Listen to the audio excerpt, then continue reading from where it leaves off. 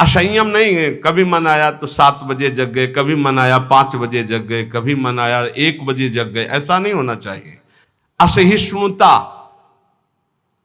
सहनशीलता ना होना साधक के प्रेम प्राप्ति में बाधक लक्षण है। हर बात को सहन कर जाओ। सहनशीलता सहत सहत बाढ़े भगति गृह तन गुरहित गात। अपवित्रता, कई बार इस पर चर्चा हुई है। आजकल बड़ी अपवित्रता के चांस हैं, जैसे शौचालय और बाथरूम एक ही में सब है, प्रायः ऐसा ही है। कुछ लोग उसी में लघु शंका करते हैं, बैठकर पूरे अपवित्र हो जाते हैं। अगर शौच वाला वो स्पर्श हो जाए तो जितना स्पर्श हो जाए वो कपड़े सब धोने चाहिए। कुछ लोग तो बैठ के ही लघु शंका उसमें करते हैं, बनने के बोले हाथ धो लिए बस हो गए, पूरे अपवित्र हैं। वैष्णव पद्धति उसे स्वीकार नहीं करती। कैसे महापुरुषों का दिन। कल दर्शन किए, जब प्रसाद पा रहे थे वो वृद्ध वैष्णव, तो ऊपर के वस्त्र हटाकर नीचे की धोते, कितना पवित्र, पवित्रता। ये मुख में कुछ खाए जूठे चल रहे हो, कैसे तुम्हारा मंत्र सिद्ध होगा। खड़े खड़े लघु शंका कर ली, छिट्टी पैरों में पड़ रही, कैसे मंत्र सिद्ध होगा। बहुत सावधानी की जरूरत है।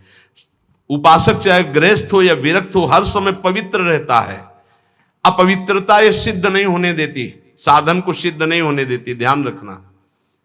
कुछ भी खाने की वृत्ति ऐसी ना रखो जो प्रियालाल को भोग नहीं लगाया आप पा रहे हैं। बाजार में खाने वाला तो साधक हो ही नहीं सकता। हम ये कह रहे हैं कि यदि आप बहुत ही गृहस्थ में हो और आपका मन कर रहा है कि भाई आज हम नमुक चीज पाए, तो आप पहले ये जांच करो कि जहां से ले रहे हो पवित्रता का विधान वहां है कि नहीं है। नहीं तो बहुत अपवित्र रहता है, आप ये अच्छे से समझ लीजिए। अब वो पदार्थ फिर लेके श्री जी को भोग लगाओ जो पवित्र हो, फिर पा लो तो चलो ठीक है। वही बाजार में खड़े खड़े खाना पीना ये साधक या वैष्णव का लक्षण नहीं है। ये भारी अपवित्रता है जो तुम्हारे भजन में बाधा पहुंचा देगी। मान लीजिए, हाथ जोड़ के कहते हैं, क्योंकि प्रायः इस पर छूट है। पवित्रता, पवित्रता बहुत सावधानी से।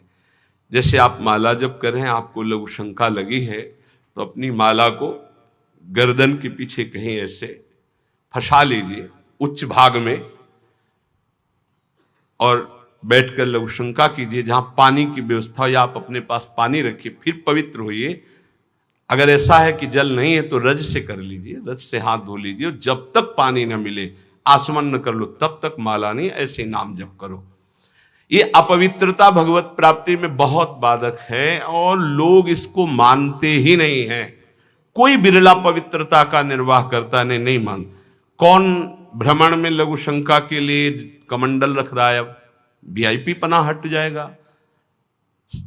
प्रायः दंड कमंडल, साधु का प्रसिद्ध सोटा लंगोटा, ये सब प्रसिद्ध है। काछ वाच मन निश्चल राखे, धनि धन जननी तेरी रे। बहुत अब प्रायः दर्शन करने वालों में ऐसे दर्शन होते हैं, हाथ में बिस्लरी की बोतल ऐसे, जैसे कोई जल चढ़ाने की गंगा जली नहीं, प्रायः बिस्लरी की बोतल ऐसे हाथ में होगी। जमाना बदलता चला जा रहा है। और या स्मार्ट मोबाइल हाथ में होगा। कोई कोई भले आदमी तो ऐसे मिलते हैं कि मोबाइल से ऐसे वीडियो दाहिने हाथ से बना रहे हो, बाएं हाथ से ऐसे कर रहे हैं। बाएं हाथ से किसको किया जाता है जानते हो? शत्रु पक्ष को। जब राजाओं के यहां दुश्मन का दूत जाता था तो बाएं हाथ से सलूट करता था। तब पता है कि दुश्मन का दूत आया, इसलिए बाएं हाथ से करता था। तो आजकल नए बच्चे वो जानते हैं नहीं, तो मोबाइल से शूट कर रहे हैं ऐसे, बाएं हाथ से ऐसे कर रहे हैं। ये अपवित्र। भगवान के सामने या भगवत भक्तों के सामने, चलो आपके हाथ खाली नहीं, वीडियो बना रहे हो तो नेत्रों से कर लो, बाएं हाथ से काहे को? दुश्मनी काहे को मोल ले रहे हो? बहुत बड़े के दरबार में हो, बहुत बड़े के पार्षद हैं, वो हर समय देख रहे हैं। आप क्या समझते हो हम अकेले चलते हैं? नहीं बोले 10-20 साथ चलते नहीं, इनकी बात नहीं कर रहा। एक कदम भी ऐसा नहीं जिसमें हमारी महारानी जी न चलती हो। ये जो छोटे छोटे नवजात शिशु जो ये सब, ये जानते हो महारानी जी के प्रताप का आशीष लेने आते हैं। हमारा कुछ नहीं है, हमारे आगे आगे चलती है हमारी महारानी जो, हम उनकी दासी उनके पीछे चलती है, आगे वो चलती है। ये जो फूल बरसते हैं ना, ये महारानी जी के चरणों में बरसते हैं। ये जो फूलों के पावड़े बिछे होते हैं ना, मेरी स्वामिनी जी के लिए। अगर ये मेरे लिए लगते ना तो कब का बंद करवा देते, आप ये भी समझ लो। मेरी महारानी जी के दर्शन के लिए कोई नाचता है, कोई रोता है, पूरी भीड़ में सैकड़ों रोते हैं, तो हम उनकी आंखों की तरफ देखते हैं कि मेरी प्रियाजू का कृपा प्रसाद इनकी, भले किसी भाव से। मेरी महारानी जी तो बड़ी रिझवार है ना, हाँ बड़ी रिझवार। कितने के अंतिम बन गए, अंतिम बन गए, समय अंतिम बन गए, क्योंकि उनको तो समझ में नहीं आ रहा है ना, वो तो केवल देख रहे हैं बाबा। लेकिन बाबा के आगे जो चल रहे हैं उनका प्रताप चल रहा है। आप समझते हो ना, किसी के आगे इतना नहीं होता जो आप देख रहे हो, ये महारानी जी के आगे होता है, किसी और के आगे नहीं होता। यहां कोई संत प्रताप उदित नहीं है, ये महारानी जी का प्रताप उदित, राधा प्रताप। जो प्रसिद्धि और पुजवाने की इच्छा रखता है उसे प्रेम प्राप्त नहीं होता। प्रेम प्राप्ति में बाधक अपनी प्रसिद्धि और पुजवाने की इच्छा नहीं, अपने इष्ट में चित्त को लगा दो। तो सेवक जी महाराज कह रहे हैं, बिस्तर है सब जग विमल कीरति, साधु संगति ना टरे, बास वृंदा विपिन पावे, श्री राधिका जो कृपा करे। अपने आप जगत में विमल कीर्ति का विस्तार हो जाता है जो प्रियालाल में चित्त जोड़ता है। अपनी पुजवाने की इच्छा, मान की चाह, ये प्रेम नहीं प्रकट होने देती। अगला, किसी से भी घृणा। जैसे कोई भी किसी भी तरह का है, किसी भी धर्म का है, कैसे भी आचरण करने वाला है, अगर वो हमारी महारानी के दरबार में आता है तो उसको हम भगवान की तरह आदर करेंगे। उसको एक, जैसे हम सबका आदर करते हैं ऐसे उसका आदर करेंगे। किसी से भी घृणा नहीं त्रिभुवन में, ये तो पक्का समझ लीजिए, किसी से भी घृणा नहीं। घृणा शब्द भक्त के हृदय में नहीं होता, किसी से भी घृणा नहीं। द्वेष, अजात शत्रु भक्त होता है, अगर द्वेष है तो प्रेम प्रकट नहीं हो। अद्वेष्टा सर्वभूतानाम, किसी भी संसार में एक भी से भी अगर द्वेष है, दुश्मनी है, तो भगवत प्राप्ति में बाधा हो जाएगी। अजात शत्रु, तुम्हें गाली दे सर झुका लो, वो तुमसे द्वेष मान रहा है, तुम उससे द्वेष कभी मत मानो। जब दिखाई दे तो नेत्रों से प्रणाम कर लो। और निर्दयता, ये प्रेम में बाधक है। कभी किसी के प्रति कठोर व्यवहार वाणी के द्वारा, मन के द्वारा, तन के द्वारा ना करे। दुराग्रह, ऐसा होना ही चाहिए, ये कभी हट ना करे। जोई जोई प्यारो करे, सोई मोई भावे। ध्यान रखिए, दुराग्रह कभी प्रभु से भी ना करे कि नहीं प्रभु इतना तो होना ही चाहिए, गुरुदेव इतना तो होना ही चाहिए। नहीं, जोई जोई प्यारो करे, सोई मोई भावे। चपलता, जल्दीबाजी, चांचल्यता, ये साधक में नहीं होनी चाहिए। गंभीर स्वभाव, जो कार्य करे बहुत ठीक से करे। एक साधक अपनी सेवा में है, उनसे आप कोई भी जल्दी काम को वो नहीं करेंगे। कार्य दे दो, छोड़ दो। अगर पात्र मार्जन करना है तो जब वो मार्जन करके निकले बाहर तो आप देख लेना निर्दोष हर पात्र चमकता हुआ मिलेगा। पर आप कह दो 5 मिनट में करो तो वो नहीं करेंगे। जो सेवा दोगे वो सेवा होगी, पर सांगो पांग होगी, उन्हें छेड़ो मत। वो अपने आप पूरा नाम जप करते एकदम, पोछा लगाना छोड़ दो, उसे बोलो मत, बस सेवा दे दो। वो आराम से पूरे भवन में पोछा लगा के शांत, उसे छेड़ो मत। अगर जल्दी करो तो पोछा रख दे, खड़ा है, आप छेड़ो मत, सेवा दे दो। तो जब वो सेवा में होते तो हम कह देते उसको छेड़ो मत, वो अपनी सेवा पूरी सांगो पांग करेगा, पर उसे छेड़ो मत। ऐसा ही उपासक का स्वभाव होना चाहिए। हम जिस कार्य में लगे सांगो पांग उसमें लगे, गंभीरता पूर्वक लगे, जल्दीबाजी नहीं, चांचल्यता नहीं। ये प्रेम प्राप्ति के लिए आवश्यक है।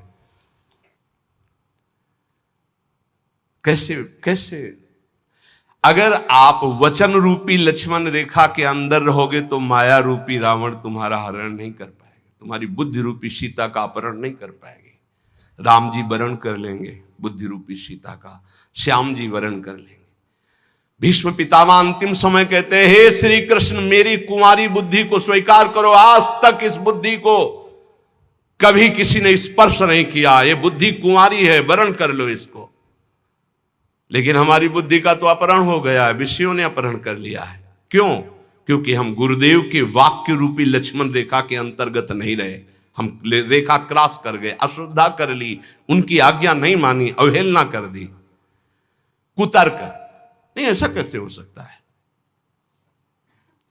बहुत विचित्र गुरुजनों की वाणी में सामर्थ्य होती है। कभी गुरु की वाणी पर अविश्वास करके कुतर्क नहीं करना चाहिए। अधैर्य, अगर उपासक में धैर्य नहीं है तो प्रेम प्रकाशित होने में बाधा पड़ जाएगी। बड़ी समस्या आ गई है, बड़ी नहीं, धैर्य पूर्वक टिके रहो। अच्छा, ये कभी हमारे हृदय में गुरु प्रताप से नहीं आया कि किसी का आश्रय ले ले, या कहीं चले जाए, या कहीं पूर्व जीवन में कोई फोन कर दे, या किसी को इशारा कर दे। बस ये था कि अब मरना है और धाम में भगवत चिंतन करते हुए मरना है। धैर्य से कभी विचलित ना हो। अगला है अनिश्चय। ये बहुत साधकों में पाया जाता है। एक दिन गुरुदेव भगवान ने कहा, जब साधक घर से निकलता है तो उसका वैराग्य अग्नि के समान होता है। उसे ज्वाला की तरह रोज बढ़ना चाहिए। उसका वैराग्य शीतल क्यों हो जाता है, ठंडा क्यों हो जाता है? उसका वैराग्य तो प्रतिदिन और तेजस्वी होना चाहिए। उसका कारण है अनिश्चय। सुख सुविधाएं भोग मिले और जीवन बढ़िया कट रहा है। हे, जीवन काटने के लिए नहीं, जीवन मिटाने के लिए हम आए हैं, अस्तित्व मिटाने के लिए आए हैं। हमारा निश्चय है कि प्रिया प्रीतम की प्राप्ति के लिए हर भोग को छोड़ना है और प्रभु को प्राप्त करना है। वैरागी वही है जो समस्त भोगों के बीच में रहता हुआ भी भोग स्वीकार नहीं करता, केवल अपनी दिनचर्या और भगवत प्राप्ति के हेतु जीने के लिए केवल उसको धारण करता है। ऐसे बहुत से संत अपने। अभी एक उपासक बच्चा है, पूछा, है तुम्हारी बनियान में रंग लगा है, रंग वाली बनियान क्यों पहने, दूसरी पहन लो ना। जैसे आपकी आज्ञा पर काम चल रहा है ना अभी शरीर के, नहीं बदल, वैसे जैसे आपकी आज्ञा पर काम चल रहा है ना, हाँ ठीक जाओ। अच्छा लगा कि धैर्य से वैराग्य की पुष्टता, काम चल रहा है ना, अच्छा है। अनिश्चय हमारे हृदय में जब होता है तो हमें भोग गिरा देते हैं। हमारा निश्चय क्या था? हम प्रभु की प्राप्ति के लिए जानबूझकर समस्त भोगों का त्याग करते हुए सच्चिदानंद रस में स्थित होंगे। फिर हम क्यों डिग गए? इसका मतलब हमारे निश्चय में कमी थी। अनिश्चय, हमारा निश्चय था कि हम अपमान को सहेंगे, हम निंदा को सहेंगे, हम तिरस्कार को सहेंगे, हर कष्ट सहेंगे, पर हे नाथ आपको प्राप्त करेंगे, आपका भजन करेंगे। कहां गया वो निश्चय?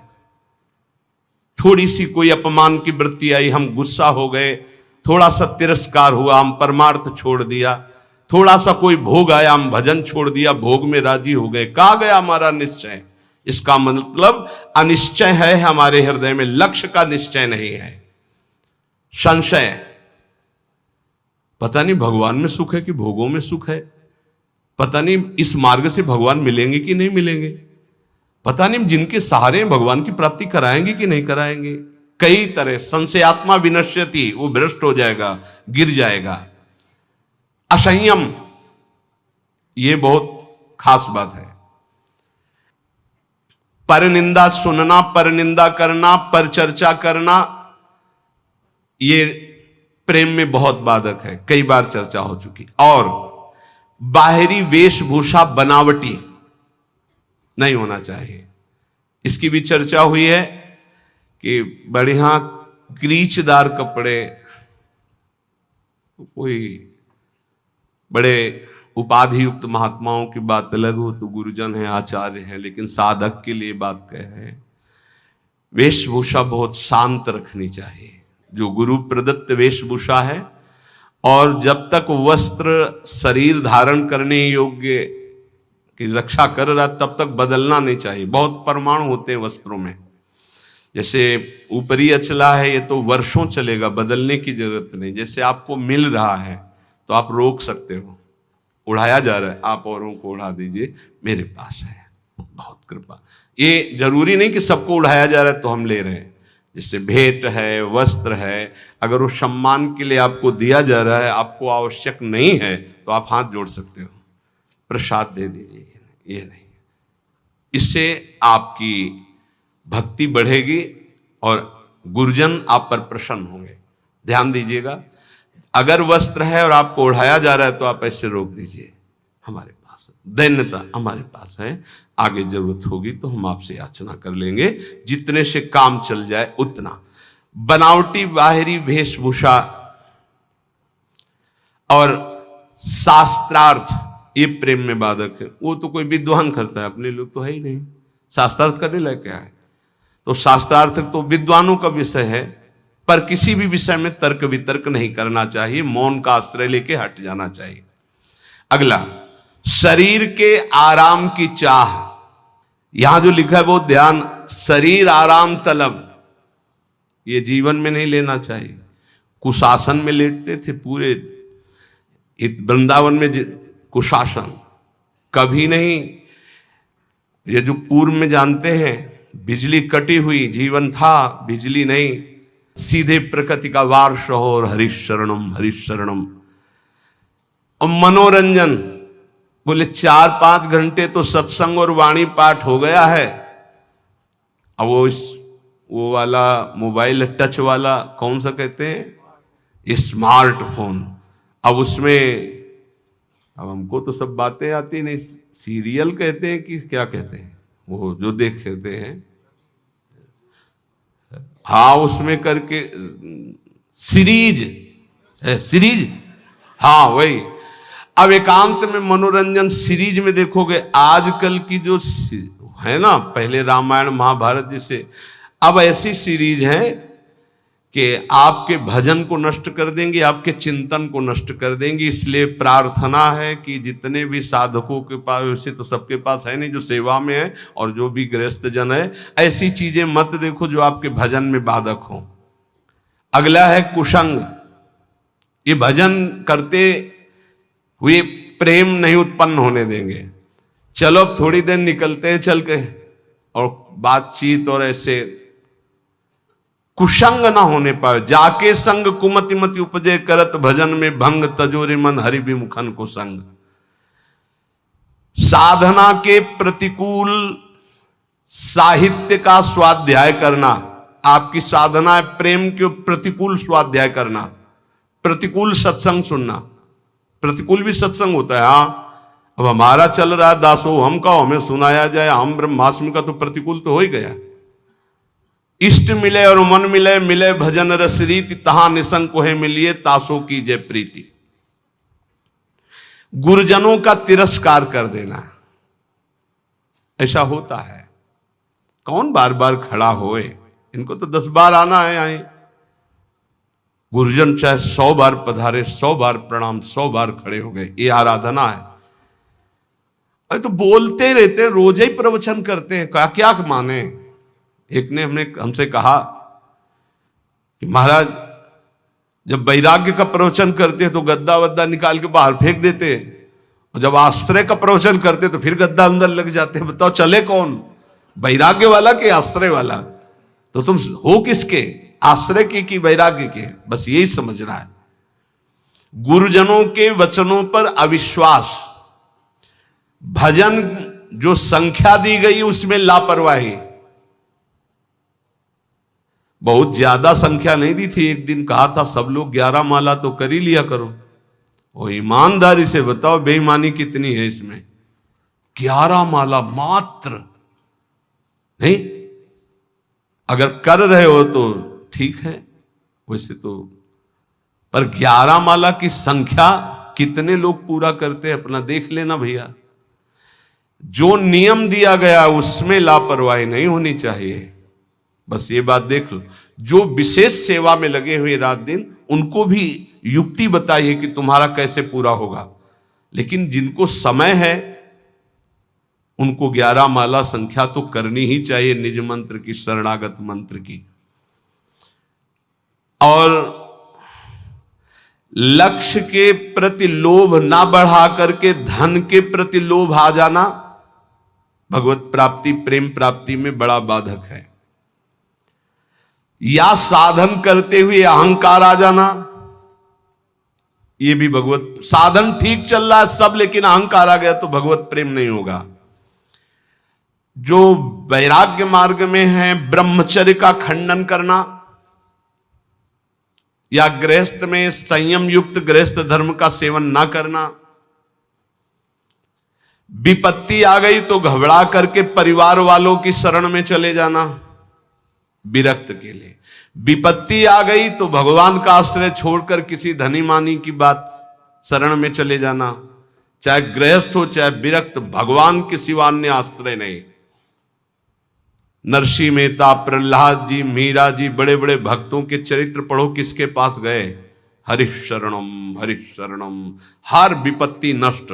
हरि स्मृति सर्व विपद विमोक्षणम, बड़ी बड़ी विपत्तियां भगवान की स्मरण से नष्ट। सही औषधि हर विपत्ति नाश करने के लिए भगवत गुणगान, भगवान नाम जप, अलौकिक चमत्कार, बिना किसी फोन के हर समस्या का। हरि स्मृति सर्व विपद विमोक्षणम, मान लीजिए आप, किसी की तरफ मत झांकिए, केवल प्रभु की तरफ देखिए तो कुछ बिगड़ ही नहीं सकता।